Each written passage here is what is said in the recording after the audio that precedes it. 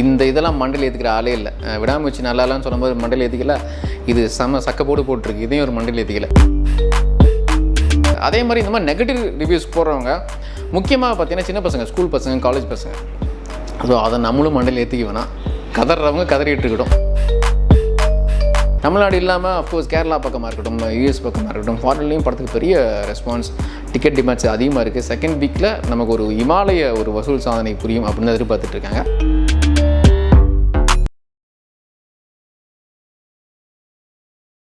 Sir, விடாமுயற்சி திரைப்படம் சரியாக போகாதனால ரொம்ப கிண்டல் பண்ணாங்க. ஏன்னா டிராகன் படம்லாம் மேலே வந்துருச்சு தமிழகத்தில் வசூல் அப்படின்ற மாதிரிலாம் விஜய் ரசிகர்கள் தான் குறிப்பிட்டு சொல்ல பண்ண, வேறு யாருமே சொல்லலை, குறிப்பிட்டு போட்டிருந்தாங்க. நான் சொல்ல, அவர் தான் சொல்கிறாரு. ஓகே, அவங்க என்ன சொல்கிறாங்கன்னா அஜித் எல்லாம் விஜய்க்கு போட்டியே கிடையாது அப்படின்ற மாதிரிலாம் போட்டுட்டு இருந்தாங்க. அந்த ஒரு படம் இந்த படத்தோடு அதிகமாக வசூல் பண்ணதுனால இப்போ என்னன்றாங்கன்னா லியோ கூடயும் கோட்டு கூடயும் கம்பேர் பண்ணிட்டு இருக்காங்க இப்போ இந்த குட் பை அக்லி திரைப்படத்தை. இது நீங்கள் எப்படி பார்க்குறீங்க? அதாங்க, அது சொல்கிறவங்க சொல்லிட்டே இருப்பாங்க. ஜெயிலர் ஆடியோ லஞ்ச் தலைவர் சொன்னதான், குறை சொல்லாத வாயே இல்லைன்னு சொல்லியிருப்பார்ல, ஒரு இது சொல்லியிருப்பார், குறைக்காத நாயும் இல்லை, குறை சொல்லாத வாயில், இது ரெண்டும் இல்லாத ஊரே இல்லைன்னு சொல்லியிருப்பார். ஸோ நம்ம வேலையை பார்த்து போயிட்டே இருப்போம். ஏகேவும் கிட்டத்தட்ட அந்த ஸ்டைலில் தான் இருக்கார். அவர் இந்த இதெல்லாம் மண்டல் ஏற்றிக்கிற ஆளே இல்லை. விடாமுயற்சி நல்லாலான்னு சொல்லும்போது மண்டல் ஏற்றிக்கல, இது சக்கப்போடு போட்டிருக்கு, இதையும் ஒரு மண்டல் ஏற்றிக்கல. இங்கே படத்தை ரிலீஸ் பண்ணிட்டு ஃபாரினில் ரேஸ் ஓட்டிகிட்ருக்காரு. அங்கே அசால்ட்டாக ஜாலியாக அவரோட பேஷனை என்ஜாய் பண்ணிட்டுருக்கார். ஸோ இந்த குறை சொல்கிறவங்க அதுவும் லிமிட்டடுங்க. எக்ஸ்தலத்தில் கம்பேர் பண்ணிங்கன்னா ஓவரால் வேர்ல்டு வைடு பார்த்தாலே ஒரு 5% கூட எக்ஸ்தலத்தில் கிடையாது. ஸோ மீதி 95% மக்கள் கருத்து வெளியில் வரவே இல்லை. அந்த 5%லேயே பார்த்தீங்கன்னா நிறைய பேர் 2-3 அக்கௌண்ட் வச்சுருக்காங்க. ஸோ அவங்க சொல்கிறது எதுவும் உண்மை கிடையாது. அதே மாதிரி இந்த மாதிரி நெகட்டிவ் ரிவ்யூஸ் போடுறவங்க முக்கியமாக பார்த்தீங்கன்னா சின்ன பசங்க, ஸ்கூல் பசங்க, காலேஜ் பசங்க. ஸோ அதை நம்மளும் மண்டல் ஏற்றிக்க வேணாம். கதறவங்க கதறிட்டு இருக்கட்டும். பாட்டில் வர்ற மாதிரி சின்ன பசங்க கதறிட்டு இருக்கட்டும். ஒரு ரசிகர் குறிப்பிட்டு ஒரு வீடியோ பதிவு போட்டிருந்தார் இந்த படத்தோடைய விமர்சன பைட்டில். சார், நாங்கள் ஒத்துப்போம் சார், ஆஞ்சநேயா திருமலை வெளியே ஆகும்போது திருமலை தான் ஹிட்டு, ஆஞ்சநேயா ஃப்ளாப்பு நாங்கள் ஒத்துப்போம். அதேமாதிரி போக்கிரி ஆழ்வார் ரிலீஸ் ஆகும்போது போக்கிரி தான் ஹிட்டு, ஆழ்வார் தோல்வி நாங்கள் ஒத்துப்போம். ஆனால் இவங்க வீரம் ஜில்லா ரிலீஸ் ஆகும்போது ஜில்லா தான் வெற்றின்னுவாங்க. அதேமாதிரி துணிவு வாரிசு ரிலீஸ் ஆகும்போது வாரிசு தான் ஹிட்டுன்றாங்க. இவங்க அந்த பக்குவமே கிடையாது அப்படின்னு ஒரு பேட்டி கொடுத்தாரு. இது நீங்கள் எப்படி பார்க்குறீங்க? உண்மையிலே இந்த மாதிரி பக்குவத்தன்மை விஷயமா இல்லைன்னு நினைக்கிறீங்களா? ஒருவேளை ஃபியூச்சரில் ஒத்துப்பாங்களோ என்னமோ, ஒரு அரசியலுக்கு வந்ததுக்கப்புறம் அப்போ வேணால் ஒத்துப்பாங்களோ என்னமோ. என்ன உலகத்துக்கே தெரியும், துணிவு வாரிசு ரிலீஸ் ஆகும்போது துணிவு தான் பெரிய ஹிட்டு, வாரிசு அந்தளவுக்கு பெருசாக போல. இப்போ ரீசெண்டாக தில்ராஜ் அவருடைய அலுவலகத்திலலாம் ரைட் பண்ணும்போது உண்மையான வசூல் வெளியே தெரிஞ்சு அப்போ தெலுங்கு மீடியா ஃபுல்லும் பப்ளிஷ் பண்ணாங்க. வீரம் ஜில்லா எல்லாருக்குமே தெரியுங்க. வீரம் இப்போ வரைக்கும் பார்த்தா ஓகே, ஜில்லா அவங்க ஃபேன்ஸுக்கு பிடிச்சிக்கலாம். ஜில்லாவா வீரமான வீரம் தான், இட்ஸ் ப்ரூவன். 2 கிளாஸ்லேயும் லாஸ்ட் 2 கிளாஸ்லேயும் ஏகே தான் கெத்துன்னு ப்ரூவ் பண்ணிட்டாங்க. அவங்க எனக்கு தெரிஞ்சு ஃபியூச்சரில் ஒத்துப்பாங்கன்னு நினைக்கிறேன். ஒரு வருஷம் வெயிட் பண்ணுவோம், எலெக்ஷனுக்கு அப்புறம் ஒத்துப்பாங்க போல. நீங்கள் என்ன சொன்னாலும் தேர்தலுக்கு அஜித் ரசிகர்களுடைய வாக்கும் வேணும் அப்படின்ற ஒரு இதில் இல்லையா அவங்க? ஏன்னா இப்போவும் உட்காந்து கிண்டல் தான் பண்ணிக்கிட்டு இருக்காங்க சமூக வலைத்தளத்தில் உட்காந்து. அது அவங்களுக்கு புரிய மாட்டேது. ஒரு மெச்சூர்டான ஃபேன்ஸ் நிறைய பேர் மாறிட்டாங்க, என்னாலே பார்க்க முடியுது. எனக்கும் ஒரு சில காமன் ஃபேன்ஸ் தெரியும், விஜய் ஃபேன்ஸ் தெரியும். அவங்க கொஞ்சம் ஷட்டிலாக போகிறாங்க இப்போதைக்கு. வேணாம், ஏன்னா அரசியலுக்கு போயிட்டோம், அந்த முன்ன சின்ன பிள்ளை மாதிரி சண்டை போட்டுன்னு சொல்லி. நான் சொன்ன மாதிரி தான், இன்னும் சின்ன பசங்களாக இருக்கிறவங்க, ஸ்கூல் பசங்க, காலேஜ் பசங்க, அவங்களுக்கு அரசியல் தெரியாது. இன்னும் அந்த ஃபேன் ஃபைட்லேயே இருக்காங்க கடைசி ஒரு படம்ங்கிறதுனால. அது கண்டிப்பாக ரிஃப்ளெக்ட் ஆகும், அது அவங்களுக்கு தெரிய மாட்டேங்குது. ஒருவேளை தலைமையிலிருந்து இப்போ அந்த மாதிரிலாம் பண்ணாதீங்கன்னு சொன்னால் நல்லாயிருக்கும். ஆனால் நீங்கள் சொல்ல ரைட்டு தான், அது அஜித் சாருடைய ஃபேன்ஸ் ஓட்டும் வேணும். ஆனால் அது தெரியாமல் இன்னும் கிண்டல் பண்ணிகிட்டு இருக்காங்க. அது முடியும் போது தெரியும், எலெக்ஷனில் ரிஃப்ளெக்ட் ஆகலாம். கோட் இந்த திரைப்படம் இந்த 4ஆம் நாள் 5ஆம் நாள் இந்த மாதிரி செலிப்ரேஷன் எந்த வீடியோவும் வந்ததில்லை எந்த ஊரில் இருந்தோம். ஆனால் வசூல் மட்டும் தமிழகத்தில் இந்த கோட் வசூல் அதிகம். எப்படி கோட் கேட்கலாம் வெட்டினானுங்க 4 பேர். நானும் கேட்குறேன், இப்போ என்னென்ன புரியுது.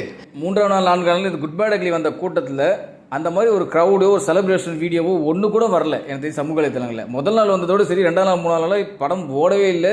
கேரளாவில் வாஷ் அவுட்னு சொல்லி அந்த டிஸ்ட்ரிபியூட்டர் சொன்னார். ஆந்திரா மற்றும் தெலுங்கானாவில் எங்களுக்கு 10 கோடி ரூபாய் மேலே நஷ்டம் வந்து அந்த டிஸ்ட்ரிபியூட்டர் வெளிப்படையாக சொன்னார். தமிழ்நாடு வசூல் கணக்கு மட்டும் வெளியிட்டு இருந்தாங்க. அதான் வசூல் வந்தது இப்போ தெரியுது இல்லை நமக்கு. வசூல் நமக்கே எக்ஸாக்ட் பண்ணுறாங்கன்னு தெரியுது இல்லை. நீங்கள் ஓவர் டூ பண்ணுறான்னு நமக்கு தெரியுது இல்லை. அது எல்லா படத்துக்கும் எடுத்துக்க முடியாது. ஒரு படத்தோட சக்ஸஸ் என்னோட சேனலில் பேசும்போது கூட சொல்லிடுவேன், சக்ஸஸ் நம்ம இந்த பாக்ஸ் ஆஃபீஸ் கலெக்ஷனை வச்சு சக்ஸஸ் கிடையாது.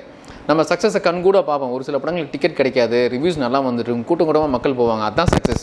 இந்த பாக்ஸ் ஆஃபீஸ் ரிப்போர்ட் சொல்கிறது, அதுவும் ஒரு சில படங்கள் கொடுக்குற பாக்ஸ் ஆஃபீஸ் ரிப்போர்ட் நம்மளால் ஏற்றுக்க முடியாது. குட் பை அக்லி கண்கூட பார்க்குறோம். ப்ளஸ் புக் மை ஷோவில் அவங்க ரிப்போர்ட் கொடுத்துட்டே இருக்காங்க. 5 நாள்லேயே 4 மில்லியன் அப்படிங்கிறது சூப்பர். அதான் அசால்ட்டாக இந்த செகண்ட் வீக்கெண்ட் ஸ்டார்ட் ஆகும்போது அமரன் ரெக்கார்டை பிரேக் பண்ணிடும். அமரன் எந்த அளவுக்கு நல்லா போச்சுன்னு தெரியும். ஸோ அதை விட பெட்டராக படம் இந்த 5 நாளே பெரிய லெவலில் கலெக்ஷன் வந்திருக்கு.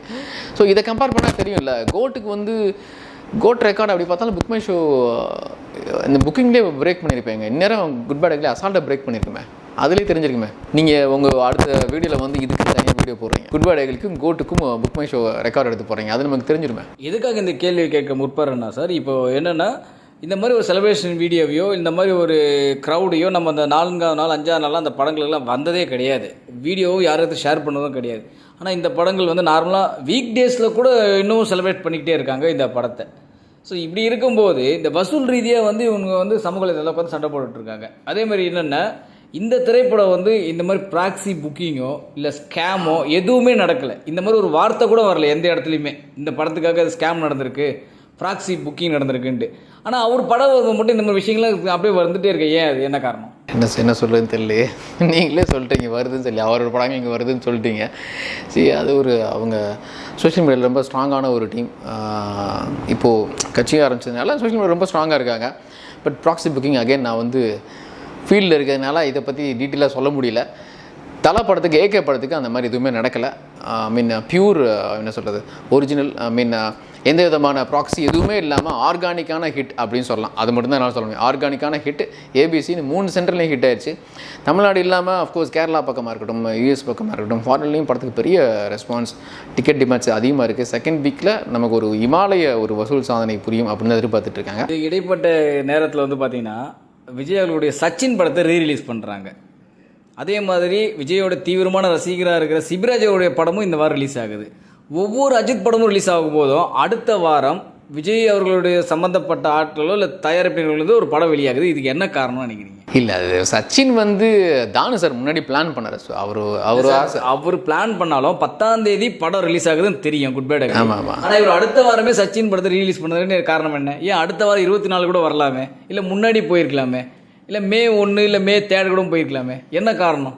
இல்லை தெரியல, இது அவர் தானு சார் இருக்கிறதுனால நம்ம இதை வந்து அப்படி எடுத்துக்க முடியாது. அவர் ரொம்ப நாளாக சொல்லிட்டு இருந்தார், அவர் இந்த சம்மரில் தான் ரிலீஸ் பண்ண போகிறேன்னு சொல்லியிருந்தார். ஏன்னா ஃபஸ்ட்டு ஏப்ரல் தான் இது, ஏன்னா சச்சின் ஏப்ரல் தான் ரிலீஸ் ஆச்சுல. மும்பை எக்ஸ்பிரஸ் அப்புறம் தலைவர் படத்தோட சேர்ந்து ரிலீஸ் அதனால் அதே டேட்டில் ரிலீஸ் பண்ண நினச்சாரு. தலைப்படம் 10 வருதுனால ஒரு வாரம் தள்ளி போகிறாரு. ஸோ தானு சார் இருக்கிறதுனால அதை என்னால் பார்த்துக்க முடியல. பட் ஒரு கோஇன்சிடென்ட் வச்சுக்கலாம். ப்ளஸ் தலைப்படம் வரும்போது விஜய் ஃபேன்ஸும் எதிர்பார்ப்பாங்கல்ல ஒரு படம் வரும்னு சொல்லி. அவர் ஆஸ் அ பிஸ்னஸ் மேனாக அவர் ரிலீஸ் பண்ணுறாரு. கரெக்டாக நீங்கள் சொல்கிறது தான். இப்போது விஜய்க்கு அந்த படம் தான் லாஸ்ட் படம், ஜனநாயகன் தான், வேறு படம் இல்லை.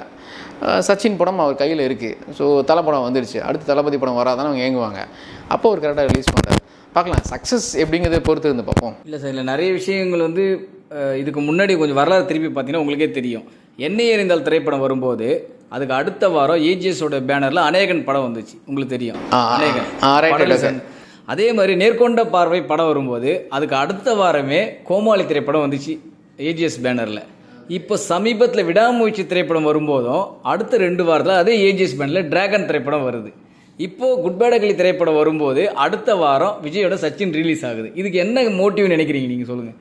இல்லை இது நீங்கள் இதில் நீங்கள் இந்த வரலாறு திருப்பி பார்க்கும்போது ஏதோ வந்து அஜித்தை அழிக்கணுன்ற உள்ளடி வேலை பார்க்குற மாதிரி தானே இருக்குது. நீங்கள் சொல்லுங்கள். இல்லை, இது அப்படி எடுத்துக்க முடியாதுங்க. இதில் எனக்கு என்னமோ கோன்ஸ் ஆசை, நீங்கள் பத்திரிகையாளராக நீங்கள் அப்போல்லாம் முடிச்சு போடுறீங்க. எனக்கு அப்படி பார்க்க தோணலை. ஏன்னா அது ஏஜிஎஸ் நிறுவனம், இது வந்து தானு சார் அப்படிங்கும்போது தானு சார் வந்து எப்பவுமே பக்கா பிஸ்னஸ் மேன். ஒரு கரெக்டாக இந்த இடத்துல டிமாண்ட் இருக்கா அப்போ படம் ரிலீஸ் பண்ணலான்னு நினைப்பார். அதை கேல்குலேட் பண்ணிட்டே இருப்பார்.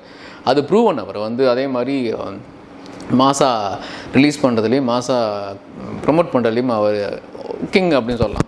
ஸோ அதனால் அவர் பிளான் பண்ணி ரிலீஸ் பண்ணுறாரு. இது அப்படி இருந்தால் நல்லாயிருக்கும். ஒரு 2 பேர் ஒரு கிளாஸ் இருந்தால் தான் ஒரு டிமாண்ட் இருந்துகிட்டே இருக்கும். அவர் அதை கிரியேட் பண்ணணும்னு நினைக்கிறாரு. ஸோ அவருடைய பாயிண்ட் ஆஃப் வியூவில் ரைட் தானே. தளபடம் ரிலீஸ் ஆகிட்டு தளபதி படம் வந்தால் ஓகே, இப்போ சும்மா இருக்கிறவங்கலாம் போவாங்க. தளபதி ரசிகர்லாம் என்னப்பா படம் ஹிட் ஆச்சுன்னு ஒரு சின்ன ஒரு இதில் இருக்கும். அவங்களுக்கு படம் பார்க்கணும்னு ஆசை இருக்கும். அப்போ சச்சின் ரிலீஸ் ஆனால் போய் பார்ப்பாங்கல்ல. ஆஸ் அ பிஸ்னஸ் மேனாக அவர் பண்ணுற ரைட்டு தான். Thank you sir, thank you very much. நன்றி, வணக்கம், bye. Capstone Holidays Singapore, Malaysia, Andaman, Delhi மற்றும் பல வெளிநாடுகளுக்கு இவங்க டூர் அரேஞ்ச் பண்ணி கொடுக்குறாங்க. Airport pickup and drop, stay, sightseeing, இப்படி ஸ்டார்ட் டு எண்ட் வரைக்கும் எல்லாமே பக்காவா பண்ணி தராங்க. இந்த கோடை விடுமுறையா உங்க ஃப்ரெண்ட்ஸ் அண்ட் ஃபேமிலியோட ஸ்பெண்ட் பண்ணணுமா? அப்ப எதுக்கு வெயிட்டிங்? சூஸ் பண்ணுங்க நம்ம கேப்ஸ்டோன் ஹாலிடேஸ். இது போல பல வீடியோக்களை கண்டு மகிழ எங்களது ரீசன்ட் வாய்ஸ் சேனலை மறக்காம சப்ஸ்கிரைப் பண்ணுங்க.